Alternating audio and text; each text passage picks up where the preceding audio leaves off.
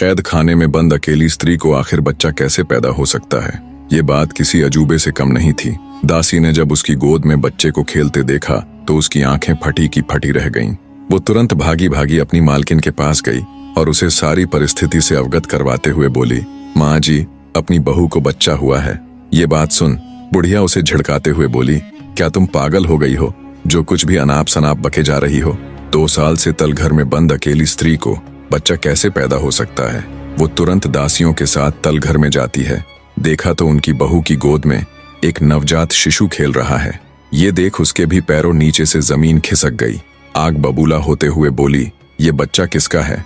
देवयानी बड़े ही शांत स्वर में बोली, मेरा और मेरे पति का है। ये बात सुनते ही उसकी सासू माँ के गुस्से का ठिकाना ना रहा। बोली, नीच, उल्टा, मेरा बेटा तो कभी झांकने भी नहीं आया तल घर में, जो तू उसे इस बच्चे का बाप बता रही है। देवयानी बोली, माँ जी, कुछ भी कहने से पहले आप एक बार उन्हें बुला तो दीजिए। एक बार वो कह दे कि वो मुझसे कभी नहीं मिले।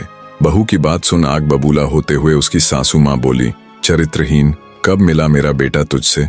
पता नहीं किसका पाप मेरे बेटे की सिर मड़ रही है। लगता है ये दासियां भी तुझसे मिली हुई है। लगता है यहाँ कोई गैर पुरुष आता रहा है। इतना कहते हुए बुढ़िया ने उसे घर से निकाल दिया।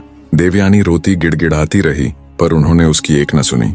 बेचारी रात के समय आंखों में अश्रु लिए अपने बच्चे को ले चल पड़ती है। संयोगवश उसी रात राजा विक्रमादित्य वेश बदलकर प्रजा का हाल चाल जानने के लिए नगर में निकले हुए थे।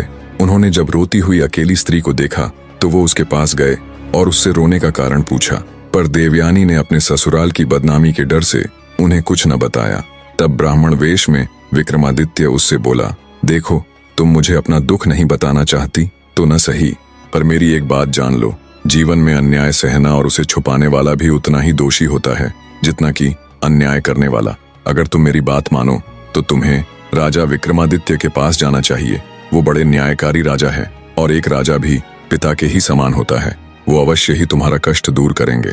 इतना कहकर राजा विक्रमादित्य देवयानी को उसके पिता के घर छोड़ देते हैं। देवयानी को ब्राह्मण यानी विक्रमादित्य की बात खटक गई। उसने सोचा कि आखिर कब तक वो इस अन्याय को सहती रहेगी।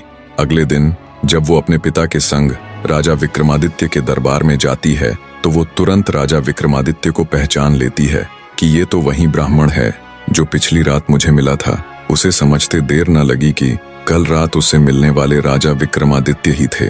वो निश्चिंत हो अपनी पूरी व्यथा राजा विक्रमादित्य के आगे कह सुनाती है।